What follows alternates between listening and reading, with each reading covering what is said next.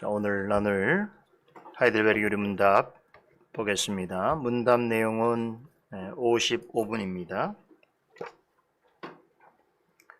308페이지 제21주일 55문 함께 문답하겠습니다.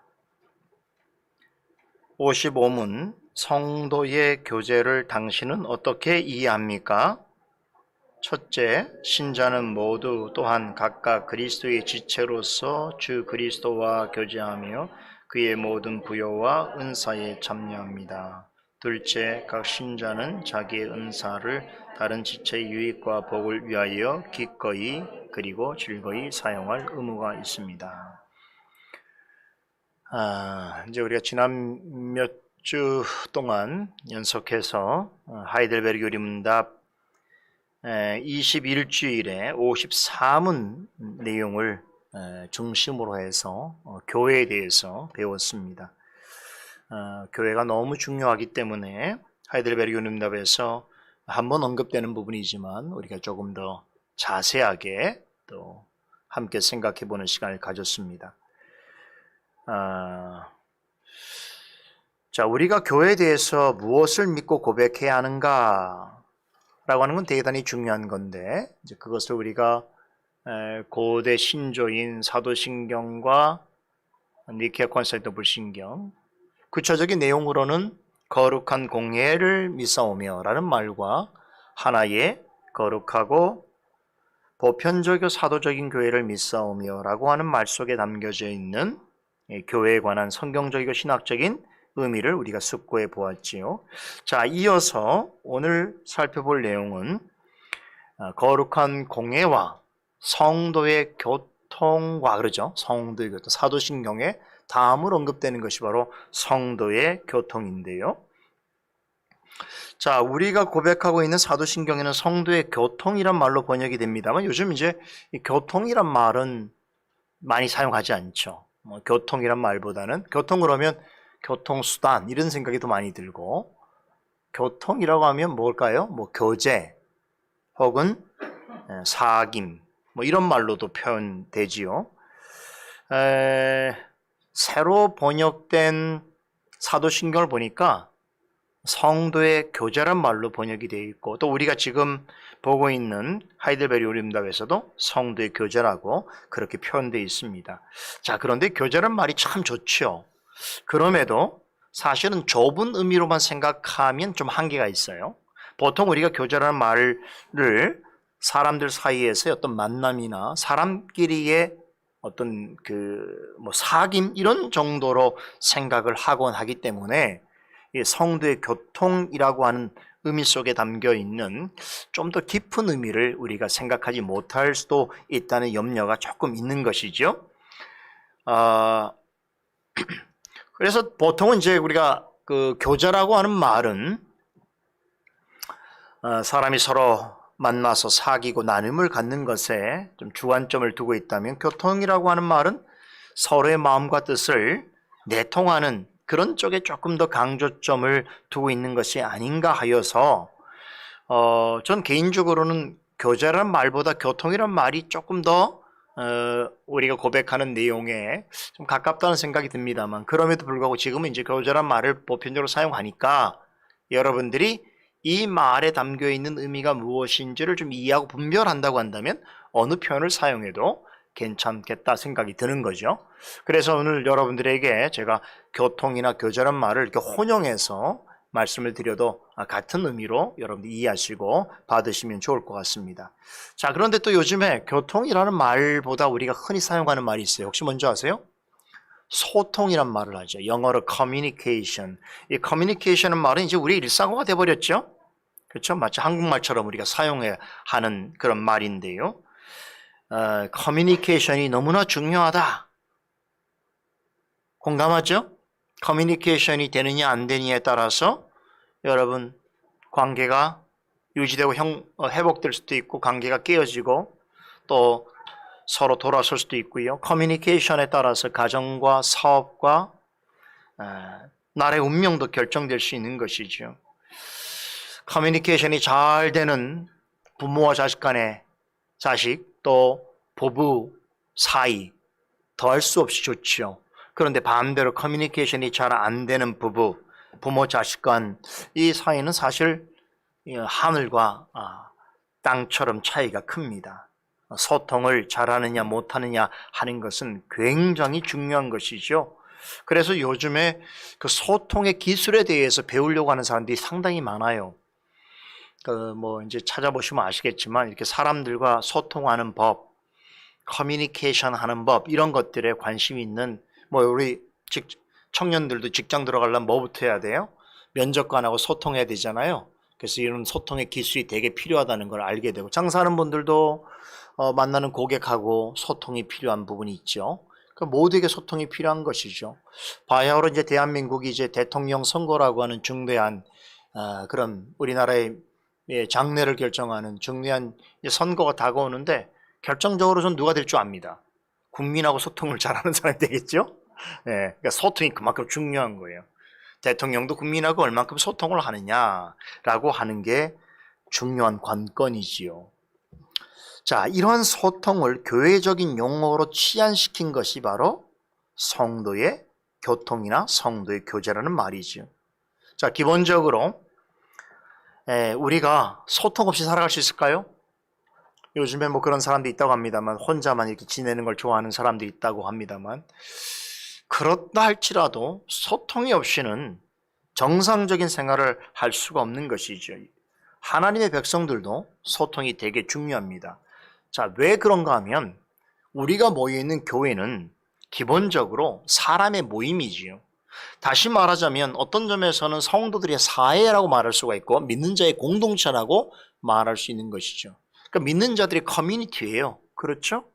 그런 면에서는 모임이라고 하는 모임 속에 내가 들어있다는 것은 결국 어떻게 소통하는 관계가 있느냐라고 하는 것이 굉장히 중요한 것이죠.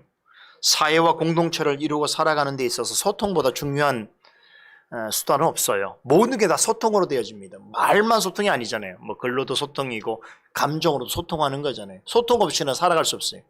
완전 소통이 없는 사람은 죽은 사람이죠. 그렇지 않고 살아있는 사람은 반드시 소통을 하게 되어 있는 것이죠. 자, 그런데 세상에서 강조하는 소통과 우리 교회에서 강조하는 교통 사이에는 아주 중대한 차이점이 있습니다. 그게 뭘까요?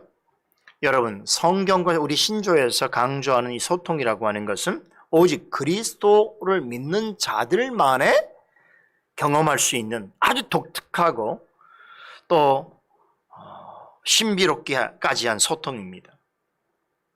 다시 말하면 지금 오늘 우리가 지금 말하려고 하는 소통은 일반적으로 사회 속에서 하나님을 모르는 사람들이 말하고 있는 소통과는 근본적으로 다른 것을 이야기하는 것이라는 말이지요. 세상에서는 결코 볼 수 없고 경험할 수 없는 존귀하고 신령한 교통인 것입니다. 이것은 오직 그리스도의 몸된 교회를 통해서만 확인할 수 있는 그런 영적인 교통을 말하는데요. 자, 오늘 이 사실 때문에 하이델베르크 교리문답 55문 보세요. 이렇게 묻잖아요. 성도의 교제를 당신은 어떻게 이해합니까? 이 말을 다르게 말하면 교회라고 하면서 성도의 교통 교제를 세상에서 말하는 소통처럼 이해하는 사람들이 있을 수 있다는 걸 얘기하는 거죠. 밖에서도 교제와 교통이 중요하고 소통이 중요하다고 하니까 교회에서도 같은 용어를 사용하니까 그렇게 이해하는 사람들이 있더라. 그렇죠? 그래서 다 뭐라고 묻습니까? 그게 아니고요. 성도의 교제는 다른 거기 때문에 이렇게 이해해야 됩니다. 라고 지금 전하고 있는 것이.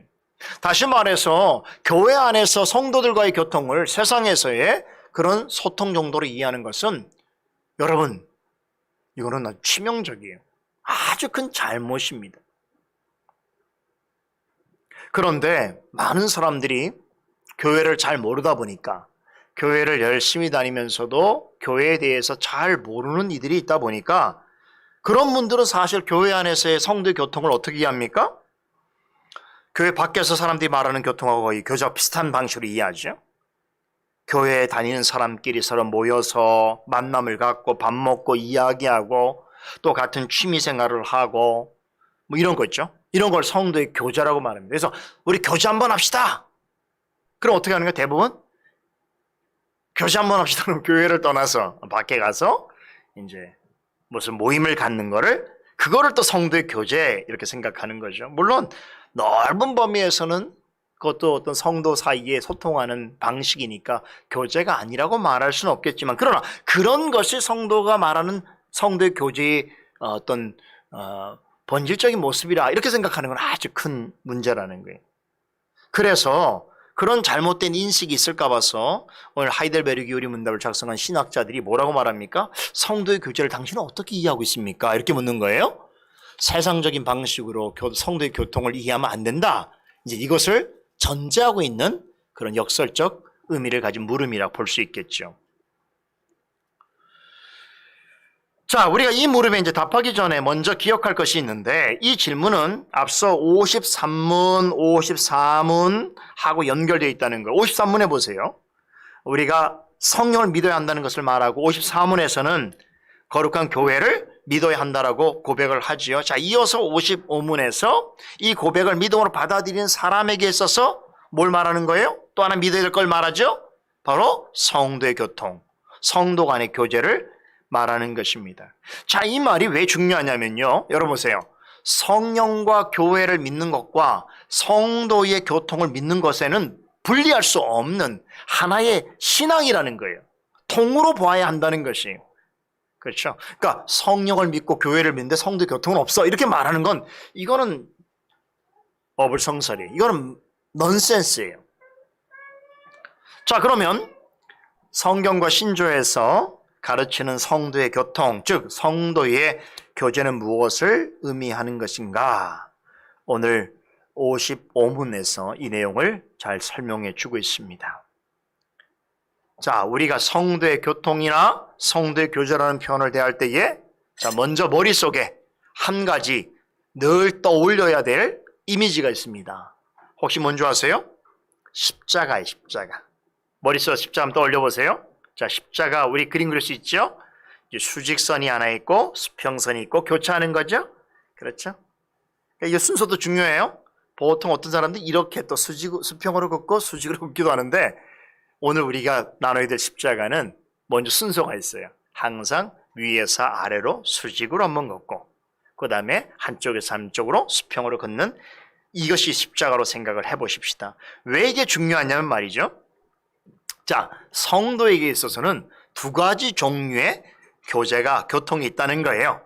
하나는 그리스도와 수직적 관계에서의 교통이고, 또 하나는 성도와 성도 사이의 수평적 관계에서의 교통이 있기 때문이라는 것이죠. 자, 그런데 보세요. 이 수직과 수평이 잘 맞지 않거나 또 한쪽으로만 기울어 있다고 한다면 온전한 십자가를 우리가 볼 수가 없는 것이죠. 자, 그런 것처럼 성도의 교통과 교제도요, 이렇게 그리스도와의 수직적 관계, 다른 성도와의 수평적 관계가 제대로 이루어져야 한다는 거예요. 그래야만 온전한 성도의 교통이라 말할 수 있다는 것입니다. 이 때문에 이제 앞으로 우리가 성도의 교통을 생각할 때 뭘 생각하라고요? 머릿속으로 십자가를 생각하셔야 돼요. 먼저 위에서 아래로 내려오는 수직적 관계에서의 그리스도와의 교통이 있고, 그리고 성도와 성도 사이에 수평적 관계에서의 교통이 있다. 이걸 머릿속에 우리가 새겨두면서 이제 오늘 이 내용을 좀 살펴보십시다. 자, 오늘 읽은 요리문답이 성도의 교제를 당신은 어떻게 이해합니까? 라고 할 때에 여러분, 제가 지금 방금 말씀드린 대로 이 하이델베르그 요리문답 작성자뿐만 아니라 그동안 하이델베르그 요리문답을 공부했던 우리 개혁교회 성도들은 머릿속에 이 질문이 있으면 뭘 생각한다고요? 십자가 모양을 생각하는 거죠. 그래서 성도에는 두 가지 교통이 반드시 있어야 하는구나 라고 하는 것을 생각한다는 거예요. 자, 그것이 진정한 성도의 교제인데, 그 첫 번째가 뭐라고 그랬어요? 그리스도와 우리와의 수직적 관계에서의 교통. 이것이 성도의 교통의 출발점이에요. 기초이에요. 성도란 그리스도 안에서 거룩함을 입은 사람, 이라고 말할 수 있습니다. 요한복음 17장 6절에서 예수님께서는 성도를 가리켜서 하나님 아버지께서 내게 주신 자 이렇게 표현하거든요. 그러니까 성도라고 하는 말은 예수님의 표현대로 하면 누구의 소유예요? 그리스도의 소유다. 하나님 아버지께서 그리스도에게 주신 자다. 그러니까 그리스도의 소유란 뜻이에요. 요한계시록 5장 9절에서는 이 의미를 그리스도께서 죽음을 당하사 어떤 이들을 피로 사셨다. 그러니까 왜 그리스도의 소유냐면 그리스도께서 당신의 생명을 십자가에 바쳐서 사셨다. 사신 걸 뭐라고 그래요? 구속했다는 얘기죠. 구속하셨기 때문에 더는 이제 어떻다고요? 우리는 마귀의 자녀도 아니고 그리고 영영 고아도 아니죠. 예수님의 소유가 되었다라는 것이죠. 자, 그런데 우리가 소유, 나의 소유라고 하는 개념을 생각할 때에 우리의 소유가 있죠. 소유라고 할 만한 것이 있죠. 근데 예수님께서 우리를 당신의 소유라고 하실 때에 어떻게 대하시는가? 예를 들면 물건이나 동물처럼 대하셔도 나의 소유일 수 있잖아요. 근데 그런 방식으로 대하지 아니하신다는 거예요.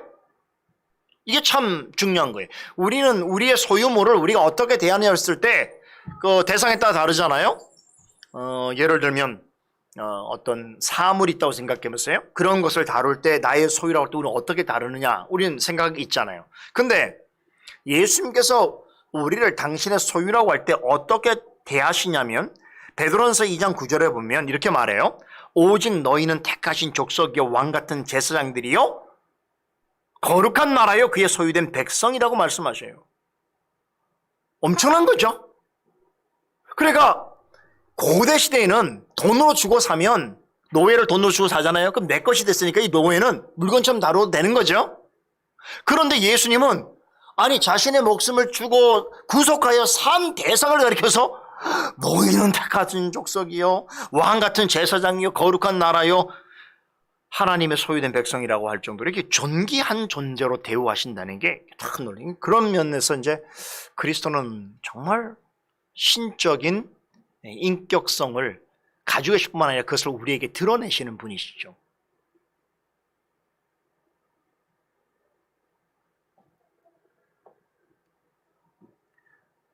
우리는 이 말씀에 따르면 그리스도인을 왜 성도라고 부르는지 우리는 그 이유를 이제 알게 되는 거죠. 왜 그렇습니까? 여러분, 우리가 잘나서가 아니에요. 그것이 아니에요. 우리 자신이 그럴 만한 존재서가 아니고 우리 자신이 이제는, 이게 중요해요. 이제는 그리스도의 소유가 되었기 때문에 그래. 그래서 그리스도가 그 소유를 귀하게 여기시는 거예요. 그죠? 오늘 아침 말씀을 따르면 우리가 원래는 하나님을 잃은 고아였던 자들이잖아요. 그런데 그리스도의 십자가 죽으심과 부활로 인해서 어떻게 하셨어요? 사셨을 뿐만 아니라 하나님의 자녀로 입양되었잖아요. 그래서 이제는 하나님의 자녀라, 하나님 나라의 상속자라 하는 그런 여김뿐만 아니라 권리를 갖게 되었다는 것이죠. 그래서 오늘 아침에 제가 시편 16편 3절에서 말씀 성도를 가리켜서 땅의 존귀한 자다. 다니엘서 7장 18절에 지극히 높으신 이의 성도들이라고 그렇게 구약 성경에서도 표현하는 것을 말씀을 드렸습니다. 자, 이 말씀들 따르면 마치 우리는 세상에서 전혀 죄가 없이 살아가는 대단히 고결하고 고귀한 존재처럼 생각되기까지 하죠. 야, 어떻게 하나님의 자녀를 이렇게까지 평가할 수 있을까? 그런데 기억해야 될 것이 있습니다. 여러분, 성도라고 하는 말 속에는 완전히 거룩한 사람이란 뜻이 아니라는 것이에요. 우리가 그리스도 안에서 의롭다 하심을 여김을 받게 되고 그리스도 안에서 성령으로 말미암아 거듭나서 우리가 새 사람이 되었다고 할지라도 여전히 우리 안에는 죄의 본성이 남아있다는 것을 우리 늘 기억해야 되는 거예요. 그렇죠? 우리는 더는 옛사람이 아니지만 옛사람의 본성이 우리 가운데 남아있어서 사도 바울이 뭐라고 했어요? 로마서 7장에서 우리 마음에 두 다른 법이 있어서 우리가 마음으로는 의의 법을 따르려고 하나 우리 육체로는 죄의 법을 따른다. 그렇죠. 그렇게 고백하지 않습니까? 참 우리는 마음으로는 하나님이 기뻐하시는 것이 무엇인가 알고 그것을 행하려는 마음은 있지만 우리의 행함으로는 육체로서 악을 행할 때가 있다는 것이죠. 그렇기 때문에 우리는 이 땅에 사는 동안 부단히 성령과 말씀을 좇아서 거룩해져 가야 한다는 것이 여기에 성화의 근본적인 목적이 있는 것이죠. 그 성화라고 하는 말 자체가 완전히 의로운 자가 되었다는 것이 아니라 우리에게 보여주시는 완전한 의이신 그리스도를 바라보면서 새 사람으로서 날마다 거룩해져 가야 하는 부르심을 받고 있는 자리에 있다라고 하는 뜻이지요. 자, 근데 이렇게 그럼에도 우린 여전히 죄의 본성을 버리지 못하고 때로 죄악된 일을 행하는 우리를 향해서 뭐라고 좀 말씀을 해주시길 주저하지 아니하시는가? 너희는 택하신 족속이요 왕같은 제사장이요 거룩한 나라요 하나님의 소유된 백성이라고 부르기를 주저하지 않으신다는 것이에요. 그 이유가 뭘까요? 그 이유는 한 가지입니다. 바로 그리스도의 소유된 자기 때문에 그래요. 이 그리스도의 소유를 다른 말로 그리스도의 지체라고 말할 수가 있는 것이죠. 즉 우리는 그리스도에게 속해 있는 것이죠. 신약 성경에는 그리스도와 교회 그리고 또 그리스도와 성도의 관계를 이런 특별하고도 신령한 관계로서 묘사해주는 비유들이 많이 나오는데 대표적인 것이 뭐냐면 이 관계를 머리와 몸의 관계로 비유한다는 거예요. 에베소 1장 22절 23절에 그를 그리스도죠. 그리스도를 만물 위에 교회의 머리로 주셨느니라 교회는 그의 몸이니 이렇게 표현하죠. 고린도서 6장 15절 너희 몸이 그리스도의 지체인 줄을 알지 못하느냐. 머리와 몸의 관계로 표현하죠. 골로새 2장 19절 머리를 붙들지 아니하는지라 온 몸이 머리로 말미암아 마디와 힘줄로 공급함을 얻고 연합하여 하나님이 자라게 하심으로 자라느니라. 자, 이 말씀들이 갖고 있는 공통적인 특징이 뭡니까? 그리스도와 교회의 관계 그리고 그리스도와 성도의 관계를 마치 머리와 몸 그래서 몸의 지체의 연합으로서 설명하고 있다는 것이죠. 교회의 머리이신 그리스도께 우리들은 지체로서 연결되어 있는 거죠. 뭐 쉽게 생각하면 우리 몸을 생각할 수 있죠. 우리 머리가 있다면 우리 머리에 우리의 몸의 모든 부분들이 연결되어 있잖아요. 그죠? 그렇죠? 어떤 지체는 떨어져 있고 가까웠기도 하고 어떤 지체는 밖으로 나오고 어떤 지체는 속에 보이지 않지만 모든 것들이 유기적으로 연결되어 있죠. 그렇죠?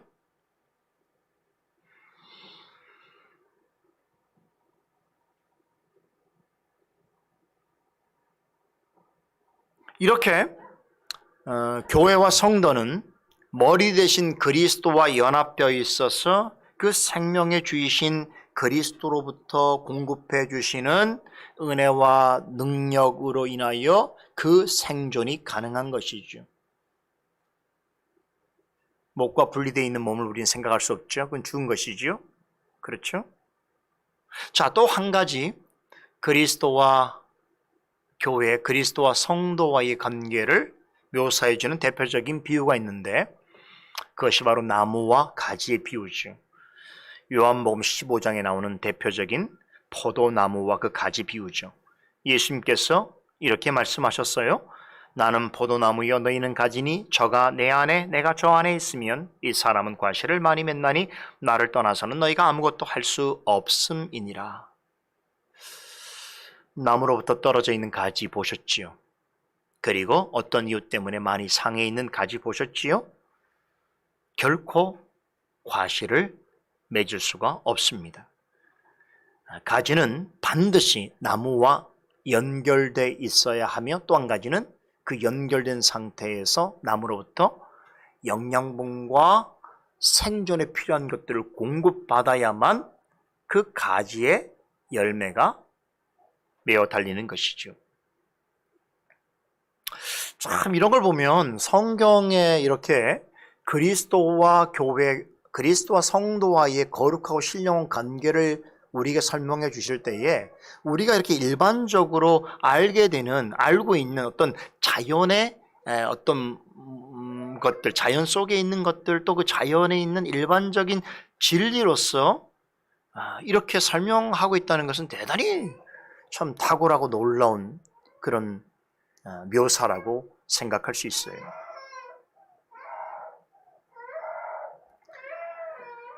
여러분, 포도나무와 가지 이 비유에서 결국 이것을 예수님과 교회와 성도로 우리가 비유하자면 교회와 성도는 예수님과의 관계에서 뗄래야 뗄 수 없고 나눌래야 날 수 없는 관계다라는 것을 말해주는 것이죠.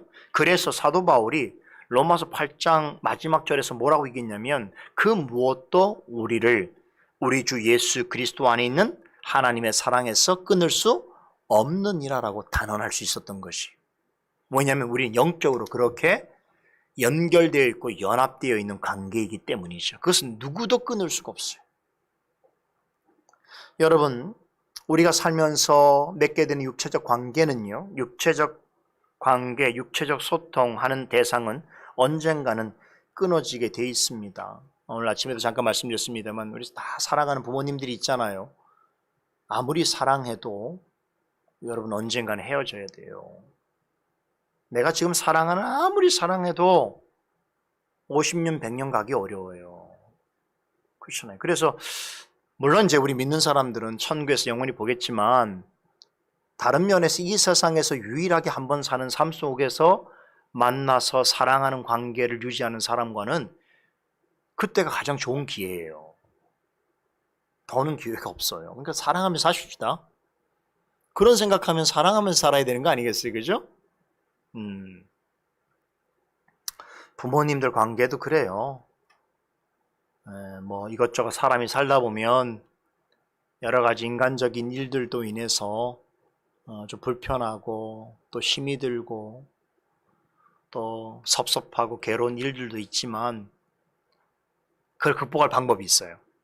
내가 부모님보다 나은 신앙을 가진 사람 되면 이제 극복해요.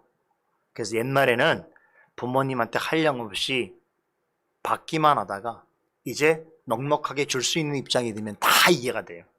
웬만한 건 이해하게 돼요. 저렇게 살아오신 거 내가 저 시대였다면 저렇게 살 수 있을까? 그래, 참 고생하셨지? 그래, 나도 저렇게 어려웠을 거야.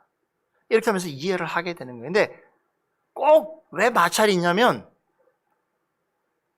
그걸 극복할 수 있는 자리에 없기 때문에 그래. 아직 내가 모자라서 그래. 그죠? 그래서 저는 우리 자녀들한테도 그렇게 생각해요. 자녀들한테 부모님들이 많이 공부하고 배우라는 이유는 뭐냐면 다른 것보다 나보다는 훌륭한 삶을 살라는 거 아니겠어요? 그러면 그런 자녀는 반드시 커서 부모를 이해하게 되고 자기의 지나온 자기가 살아온 삶도 이해하게 되는 거예요. 그렇죠? 자,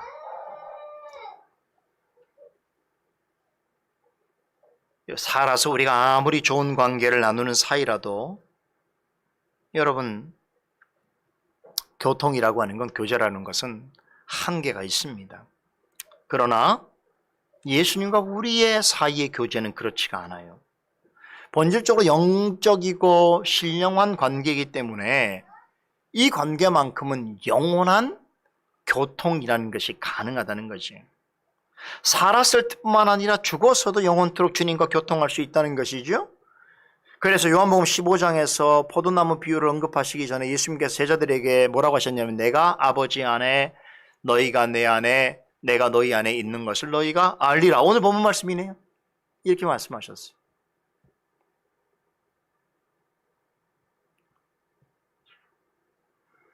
그리스도의 지체라고 하는 말은 살아서나 죽어서나 우리 각자와 교회가 그분 안에 항상 있다는 것.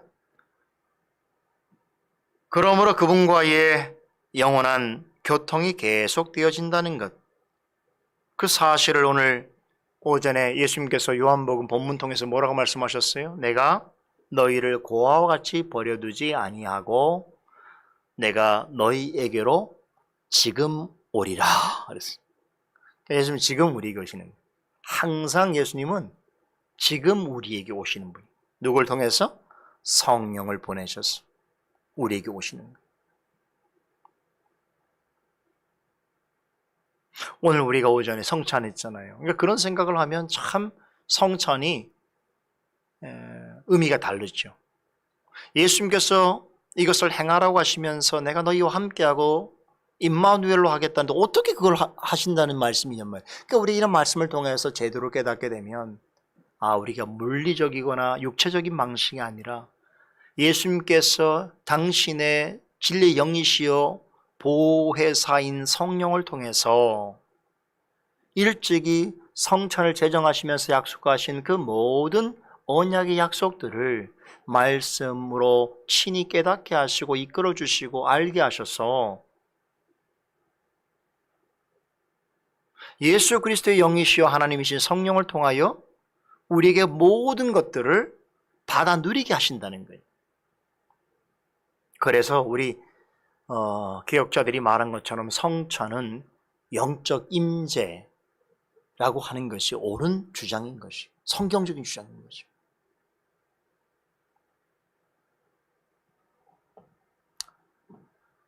여러분, 우리는 관계를 맺지 않고는 살 수가 없죠. 가족만 관계 속에 있나요? 아니에요. 세상을 나가면 우리가 만날 수 있는 모든 것들은 다 관계입니다. 그런데 우리가 살아가면서 누릴 수 있는 모든 관계 그 시작이 중요해요. 그 시작이 어디라고요? 바로 그리스도와의 관계예요. 이 말은 그리스도의 관계가 어떠냐에 따라서 그 성도의 관계는 결정되어지는 성격이 있어요. 그러니까 그리스도의 관계가 올바르고 정상적이면 그 사람의 생에 있어서의 관계도 정상적이고 올바르게 돼 있어요. 근데 그리스도와의 관계가 왜곡되고 잘못되어 있으면 믿는 자의 삶도 복잡하고 힘들고 괴로운 거예요. 그렇죠? 어떤 사람이 열심히 교회를 다니는데 나는 그리스도하고 소통하는 적이 없어.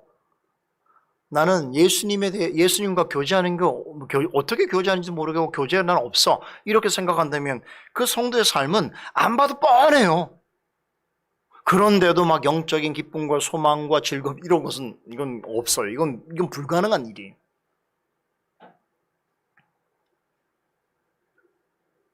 그래서 오늘 55문 보세요. 첫 번째 그 문답에서 뭐라고 말하냐면 우리가 내 안에 계시는 그리스도와 교제하지 않으면 어떻게 될까요? 엄청난 문제가 생겨요. 그래서 여기에서 뭐라고 답변하냐면 신자는 모두 또한 각각 그리스도의 지체로서 주 그리스도와 교제하면서 그의 뭐에 참여한다고 말합니까? 그분의 모든 부요와 은사에 참여한다라고 이렇게 적고 있어요. 오늘 요리문답의 첫 번째 답변은 우리가 성도로서 그리스도와의 교통을 가장 우선되게 생각해야 될 직접적인 이유를 제시해 주고 있습니다. 우리가 그리스도와 먼저 영적인 교제를 활발하게 나누게 될 때에 우리의 머리와 생명의 주이신 그리스도께서 베푸시는 부요와 은사를 받아 누리게 된다는 것이죠. 포도나무와 가지의 비유를 생각해 본다면 포도나무에 아주 좋은 극상품의 포도나무에 붙어있는 가지는 어떻습니까? 엄청 좋은 그런 영양분과 수분을 공급받음으로 인해서 최상품, 극상품의 포도를 맺게 되는 것이죠. 자, 이것을 오늘 요리문답에서는 그분으로 인해서 그리스도로 인해서 부욕해야 될 뿐만 아니라 그분이 주시는 은사를 받아 누리게 된다라고 표현을 하고 있습니다. 그러면 그분이 우리에게 주시는 부요와 은사가 과연 무엇인가? 구체적인 내용은 다음 시간에 조금 더 살펴보도록 하겠습니다. 이어서 성도의 교통을 믿는다고 할 때에 가장 우선적으로 생각해야 하는 그리스도와의 교제, 다시 말하면 그리스도와 우리와의 수직적인 관계에 있어서의 교통뿐만 아니라 또 한 가지 있다고 그랬죠? 바로 성도와 성도 사이의 수평적인 관계에서의 교통이 있어야 된다고 말씀을 드렸습니다. 자, 이 두 번째 것을 한번 생각해 볼까요? 말씀드린 대로 교회는 그리스도를 믿는 자들의 모임이지요. 따라서 이 모임이라고 하는 말 속에는 벌써 뭐가 암시되어 있어요? 그 모임 속에 있는 그리스도를 믿는 지체들 간에 교통과 교제가 있을 수밖에 없다는 것을 말해주고 있는 것이죠. 우리가 그리스도와 교통을 하면 머리 대신 그리스도와 연결되어 있는 몸의 지체들하고도 어떻게 되는 거예요? 교통을 자연스럽게 하게 있는 거예요. 우리의 머리에 몸이 붙어 있다고 한다면 이 몸은 그냥 내버려둬도 이 몸의 여러 지체들하고 자연스럽게 교류를 하고 나누게 되는 그런 이치와만 비슷한 것이지요. 자, 이런 그리스도와 교회와 또 성도의 관계를 머리와 몸의 관계로 묘사한 것이라고 말씀을 드렸는데, 그 동일한 신약 성경인 에베소 2장에 보게 되면 사도 바울은 그리스도와 교회의 관계를 또 한편으로는 건물로서 묘사하기도 합니다. 그리스도 안에서 서로 연결되어서 세워져가는 건물이지요. 여러분, 이 건물 짓는데 우리가 기본적으로 알고 있는 상식이 있지요. 건물에 여러 종류의 재료들이 필요한 거죠. 그 집 하나를 지으려고 하면 많은 재료들을 서로 유기적으로 연결하는 거예요. 그 한 부분마다 다 전문가들이 있겠죠. 그래서 집이 이렇게 지어지는 거잖아요. 그런 것처럼 그리스도의 몸된 교회도 여러 지체들이 서로 연결되어서 하나의 교회를 이룬다는 것이죠. 이런 영적 의미를 에베소서 2장 20절에서 21절에 이렇게 설명합니다. 모퉁이 돌이 되시는 그리스도 안에서 건물마다 서로 연결하여서 주 안에서 성전이 되어가고 너희도 성령 안에서 하나님의 거하실 처소가 되기와 예수 안에서 함께 지어져 가느니라. 그러면서 4장 16절에서는 또 이렇게 설명하는데 그리스도에게서 온 몸이 각 마디를 통하여 도움을 입음으로 연락하고 상합하여 각 지체의 분량대로 역사하여 그 몸을 자라게 하며 사랑 안에서 스스로 세우느니라. 자, 이런 표현들을 보면 분명히 그리스도와 교회 또 그리스도와 성도의 관계를 함께 지어져가는 건물로 이야기하면서 또 건물 얘기는 아니에요. 그렇죠? 왜냐하면 건물을 짓는 데는 여러분 뭐 사랑 안에서 건물 짓는 건 아니잖아요. 그렇죠? 이런 성격은 영적인 교회에서만 적용되어지는 것이죠. 그리스도 안에 속해 있는 지체들이 서로 연결되어 있다는 거예요. 근데 서로 연결되어서 각각의 분량대로 힘을 모아서 사랑 안에서 그리스도의 몸된 교회를 세워가는 것이다. 이것이 하나님의 집인 성전을, 교회를 이루는 것이다. 그리고 그 교회 속에 함께 지체로 있는 자들이 하나님의 권석, 즉 하나님의 가족이다. 이렇게 사도 바울은 설명하고 있는 것이죠. 자, 여기서 중요한 편이 있죠. 자, 우리에게는 두 종류의 가족이 있다는 거예요. 여러분 이해하셔야 돼요. 우리에게는 두 종류의 가족이 있어요. 육신의 가족이 있는가 하면 하나님의 가족이 있죠. 육신의 가족은 혈과 육으로 연결되어 있지요. 그러나 하나님의 가족은 철저하게 영적이고 신령한 관계로 맺어져 있습니다. 물론 경우에 따라서는 육신의 가족이면서 동시에 하나님의 가족인 경우가 있지요. 이보다 좋은 일은 없을 것 같아요. 그렇죠. 육신의 가족이면서도 하나님의 가족이면 얼마나 좋겠어요. 우리가 그러지 못하기 때문에 늘 주님의 은혜를 구하는 것이고 또 기도해야 될 이유인데, 여러분 우리가 세상을 살면서 이렇게 혈연 관계나 어떤 육적인 관계, 여기서 가족이라고 하면 또 혈연만 아니잖아요. 입양도 가능한 것이고 다른 의미에서의 또 가족도 가능한 것이기 때문에 혈연이 아니래도 어떤 육적인 관계로서 맺어진 가족이 있잖아요. 너무나 소중하지요. 가족은 너무나 소중해요. 가족을 사랑해야 돼요.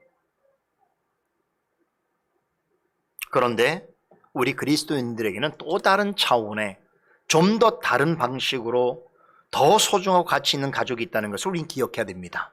바로 하나님의 가족입니다. 하나님의 가족은 혈연으로 맺어진 가족이 아니라 그리스도 안에서 성령으로 말미암아 하나님의 집을 사랑 가운데서 이루어가는 가족이에요. 특별한 가족이죠. 혈연적으로 같은 조상에서 낳고 한 부모에서 난 가족이라도 이 말은 그리스도의 은혜와 성령의 교통하심이 없다면 안타깝게도 하나님의 가족은 될 수가 없어요. 그래서 여러분, 이렇게 육신의 가족이지만 하나님의 가족이 아닌 분들과는 어떻습니까? 육적인 교제는 충분히 나눌 수 있어도 영적인 교제가 어려워요. 그렇죠. 물론 아직 하나님의 가족이 아닌 가족이라도 하나님께서 부르실 가족일 수 있어서 지금은 매우 낯설지만 우리가 더 말씀을 가지고 전도하고 그를 위해 기도하고 권면하게 될 때 어느 순간서부터 하나님의 가족됨이 나타나는 경우는 있어요. 전도해야 되겠죠? 그렇죠. 가족들이 복음을 전해야 되겠죠? 그런 놀라운 역사가 나타나지요. 그러나 아무리 가족하고 육적으로 가깝다고 하더라도 여러분들이 하나님의 말씀을 깊이 나눌 수 있습니까? 어려운 일이지요.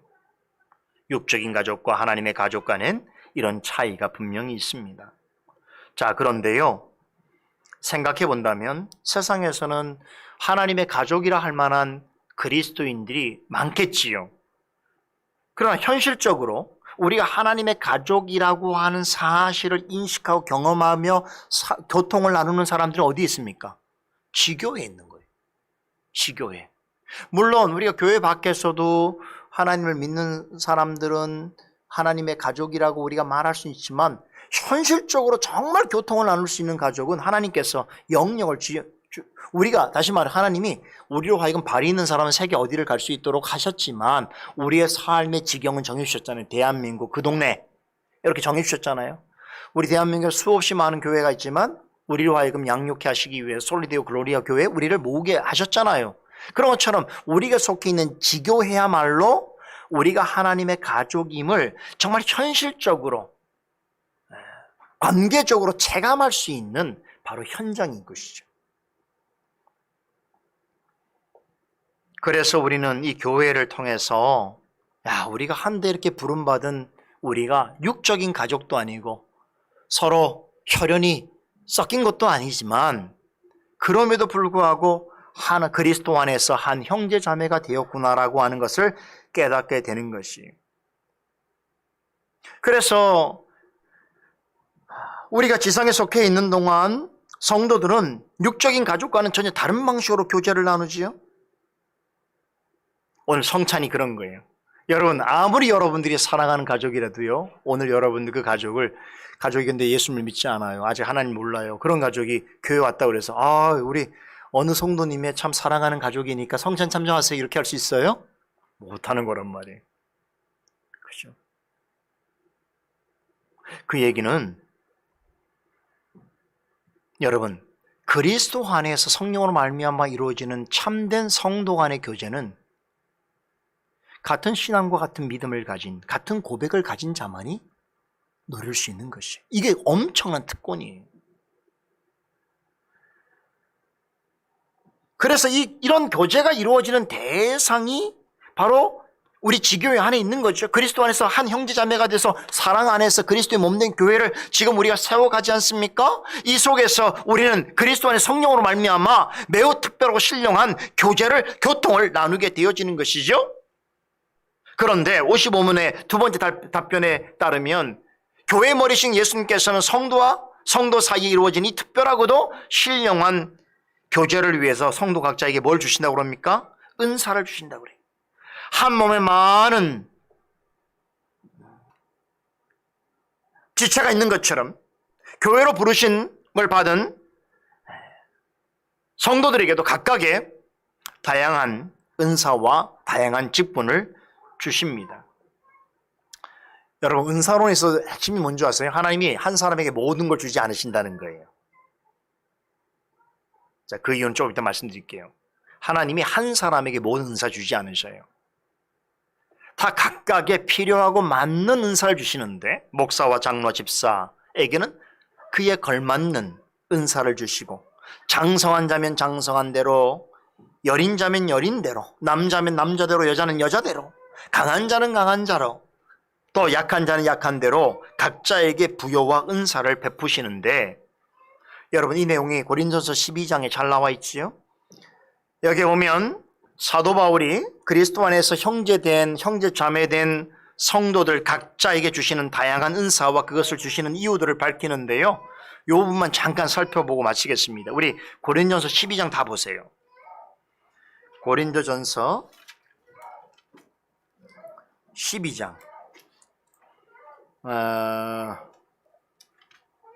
아주 중요한 내용이 나오는데 우리 12절부터 보겠습니다. 12절부터 12절부터 27절까지인데요. 이 내용은 조금 우리 읽어보는 게 좋을 것 같습니다. 우리 같은 목소리로 지금 제가 설명드린 그 부분을 아주 사도 바울이 아주 정확하게 이렇게 서술하고 있습니다. 우리 함께 한 목소리 읽어보십시다. 몸은 하나인데 많은 지체가 있고 몸의 지체가 많으나 한 몸인과 같이 그리스도도 그러하니라. 우리가 유대인이나 헬라인이나 종이나 자유자나 다 한 성령으로 세례를 받아 한 몸이 되었고 또 다른 한 성령을 마시게 하셨느니라. 몸은 한 지체뿐 아니요 여럿이니 만일 발이 이르되 나는 손이 아니니 몸에 붙지 아니하였다 할지라도 이로 인하여 몸에 붙지 아니한 것이 아니요 또 귀가 이르되 나는 눈이 아니니 몸에 붙지 아니하였다 할지라도 이로 인하여 몸에 붙지 아니한 것이 아니니 만일 온몸이 눈이면 듣는 곳은 어디며 온몸이 듣는 곳이면 냄새 맡는 곳은 어디뇨. 그러나 이제 하나님이 그 원하시는 대로 지체를 각각 몸에 두셨으니 만일 다 한 지체뿐이면 몸은 어디뇨. 이제 지체는 많으나 몸은 하나라. 눈이 손도로 내가 너를 쓸데없다 하거나 또한 머리가 발도로 내가 너를 쓸데없다 하거나 하지 못하리라. 이뿐 아니라 몸에 더 약하게 보이는 지체가 도리어 요긴하고 우리가 몸에 덜 귀히 여기는 그것들을 더욱 귀한 것들로 입혀주며 우리의 아름답지 못한 지체는 더욱 아름다운 것을 얻고 우리의 아름다운 지체는 요구할 것이 없으니 오직 하나님이 몸을 고르게 하여 부족한 지체에게 존귀를 더하사 몸 가운데서 분쟁이 없고 오직 여러 지체가 서로 같이하여 돌아보게 하셨으니 만일 한 지체가 고통을 받으면 모든 지체도 함께 고통을 받고 한 지체가 영광을 얻으면 모든 지체도 함께 즐거워하나니 너희는 그리스도의 몸이요 지체의 각 부분이라. 정말 기가 막힌 서술이에요. 들어보니까 그러시죠? 말씀을 듣고 보니까 눈에 확 들어오지 않아요? 안 들어오나요? 그건 저의 잘못 아니에요. 여러분 스스로를 반성하세요. 설명을 듣고 이 말씀 보니까 정말 사도 바울이 이렇게 기가 막히게 잘 표현하고 있구나라는 것을 우리가 알 수 있는데, 자, 이 말씀에 따르면 정리합니다. 하나님께서 하나님의 가족으로서 교회 안에 형제 자매된 성도를 각자에게 은사를 주시는 목적이 있다는 거예요. 간략하게 제가 요약을 해볼게요. 7절 내용을 보시면 성도 개인에게 유익이 되게 하시기 위해서요. 제가 다 읽지 않았는데 우리 아까 몇 절부터 읽었죠? 12절부터 읽었죠? 근데 거기 읽지 못했습니다. 7절을 보세요. 7절 보세요. 7절 보시면 각 사람에게 성령의 나타남을 주심은 유익하게 하려 하심이라 이렇게 표현되고 있죠. 각 성도 먼저 은사를 주신 것은 그 각자 성도에게 유익이 되어지는 거죠. 그러니까 이 은사라고 하는 것은 뭐냐면 은혜를 받은 자, 구원받은 자에게 더해 주시는 거예요. 그러니까 여러분 우리가 뭐 가게 가면 마음씨 좋은 아주머니들, 할머니들이 물건을 사면 거기에다가 조금 더 덤을 주시잖아요. 은사가 비슷한 거예요. 사실 그거 없어도 되지만 그것을 둬서 더 유익하게 하는 거예요. 그게 은사인데 1차적으로 은사는 그 받는 사람에게 유익한 것이죠. 그렇죠? 만 유익하지 않으면 그 은사라고 말할 수 없겠죠. 그건 기프트가 아니죠. 그런 점에서 은사는 하나님께서 그의 자녀들에게 베푸시는 선물이다 볼 수 있어요. 우리 둘째는 12절 보십시다. 12절을 보면 한 몸 되게 하시기 위해서인 거죠. 교회에는 많은 지체가 있습니다. 그런데 그 많은 지체들을 어떻게 한 몸을 이루는 지체의식을 갖게 하냐면 바로 은사예요. 은사. 그러니까 예를 들면 제가 여러분에게 말씀을 전하는 은사가 있기 때문에, 은사를 받았기 때문에 말씀으로 우리가 하나가 되는 거예요. 그렇죠? 어떤 분이 교회에서 섬김의 은사가 있기 때문에 그 은사 때문에 우리가 하나가 되는 거예요. 지체의 의식을 갖게 되는 거죠. 그런 것처럼 이렇게 은사는 우리를 한 몸 되게 하는 것이에요. 셋째는요, 25절을 볼까요? 25절에 보니까 뭐라고 그래요? 서로 같이 하여 돌아보게 한다고 그러죠. 돌아보게 한다는 게 뭡니까? 서로 돌보는 것이죠. 여러분, 가족이 왜 좋습니까? 가족은 서로를 돌보잖아요. 서로에게 도움을 주잖아요. 도움을 받기도 하잖아요. 여러분, 교회 안에 여러 성도들이 있지만 한 사람이 모든 다른 성도들의 필요를 다 채워줄 수 없습니다. 이럴 때 문제가 생기는 거예요. 가족에서 우리 가족 간의 문제는요, 한 사람 혹은 어떤 한두 사람에게 모든 필요를 다른 가족들이 다 요구할 때 그런 문제가 생기는 거예요. 대부분 엄마한테 많이 요구하죠. 엄마는, 아내는 남편에부터 자녀들로부터 모든 요구를 다 받고 그걸 다 들어줘야 되는 것이 마땅하다고 여길 때 엄마의 스트레스가 엄청 커지죠. 불쾌지수 스트레스가 커지게 어느 날 뻥 하고 터지게 되죠. 그렇죠? 여러분, 한 사람이 모든 사람에게 도움을 줄 수 없는 것이에요. 한 사람이 다른 나머지 구성원들의 모든 필요를 다 채워줄 수가 없어요. 그렇기 때문에 각자가 가지고 있는 좋은 것으로 다른 사람에게 최선을 다해서 도와야 돼. 이게 가족인 거예요. 이게 가족이에요. 그래서 하나님께서 우리에게 은사를 주신 것은 그 은사를 가지고 있는 각자의 사람들이 필요한 대로, 여러분, 저에게 있는 은사면 저에게 있는 은사가 다른 사람에게 없을 수가 있고 다른 분이 가지고 있는 은사가 저에게 없을 수 있는 거예요. 그래서 그 은사가 서로 조화를 이루고 서로 돌보게 되고 그렇게 해서 서로에게 유익이 되어지는 거예요. 그렇죠? 마지막 네 번째 볼까요? 26절인데 결국 모든 지체와 함께 고통을 이겨내고 함께 즐거움을 누리게 할 수 있기 때문인 것이죠. 오늘 26절에 보니까 이런 표현이 있죠. 한 지체가 고통을 받으면 모든 지체도 고통을 받는다. 이게 교회입니다. 사실. 이걸 어떻게 느낄 수 있는지 아세요? 이 말의 사실은 전제는 뭐냐면 우리가 그리스도와 연합되어 있으며 그리스도와 교통을 나눈 사이이기 때문에 그래요. 그래서 그리스도의 고난받으심이 오늘 우리의 고난이 되어지는 거죠. 그렇다고 한다면 성도와 성도 사이에서도 어떻습니까? 어떤 지체가 고통을 받으면 다른 지체들도 고통을. 이걸 참 알 수 있는 게 뭐냐면 우리 몸에서 정말 신기한 게 있잖아요. 예를 들면 손끝에 가시가 있으면 여기만 아픈 게 아니잖아요. 그죠? 어느 한 부분이 아픈데 전체가 목 쑤시고 아프잖아요. 그 한 부분 아파서 잘라버립니까? 아니거든요. 그것만 아프면 얼마나. 그래서 마취 같은 거 하잖아요. 마취하면 딱 그 부위 마취하면 아프지 않는데 마취가 풀리면 아니 거기 조금 아프다고 온몸이 삭신이 쑤시고 아프단 말이에요. 참 하나님께서 우리 몸도 신기하게 만드신 것 같아요. 이런 원리를 깨닫게 하시려고 만드신 것 같아요. 그렇죠? 우리 성도와의 관계도 마찬가지예요. 그래서 사실 지체가 고통을 받으면 한 지체 고통을 받으면 그 지체의 고통이 우리 모두의 고통이 되고 한 지체가 기쁘면 우리 모두의 기쁨이 되는 거예요. 오늘 같은 일도 그렇지 않아요? 우리가 오늘 예식을 통해서 3명의 자녀가 어떻습니까? 이제 교회 앞에서 이렇게 교인이 되니까 어떻습니까? 내 속으로 난 자녀도 아닌데 너무 기쁜 거예요. 너무 감사한 거예요. 이게 그리스도 안에 있는 한 가족이기 때문에 누릴 수 있는 거 아니겠습니까? 그렇죠.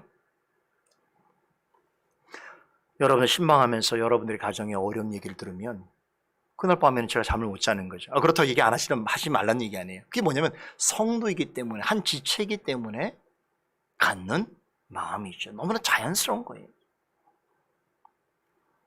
가족 중에 여러분 사랑이 없는 것보다 더 심각한 일이 뭔지 아세요? 무관심입니다.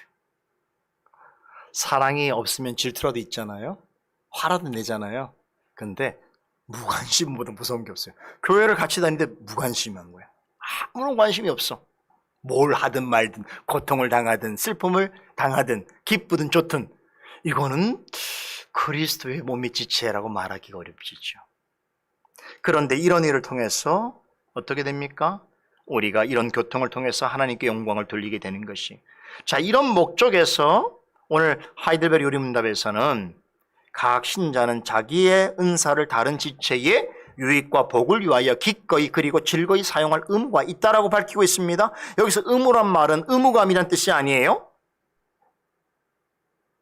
오히려 더 자발적이고 즐거운 마음으로 자원하여서 자신이 받은 은사를 드러내게 될 때에 자신뿐만 아니라 다른 성도에게도 유익과 복이 되도록 하는 것, 그것을 의무라고 표현한 것이 그런 것으로 성도 간의 교통을 나누기 힘쓰라는 것이죠. 이것이 진정한 성도와의 교제입니다.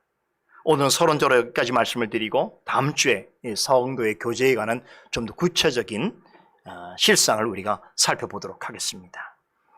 기도하십시다.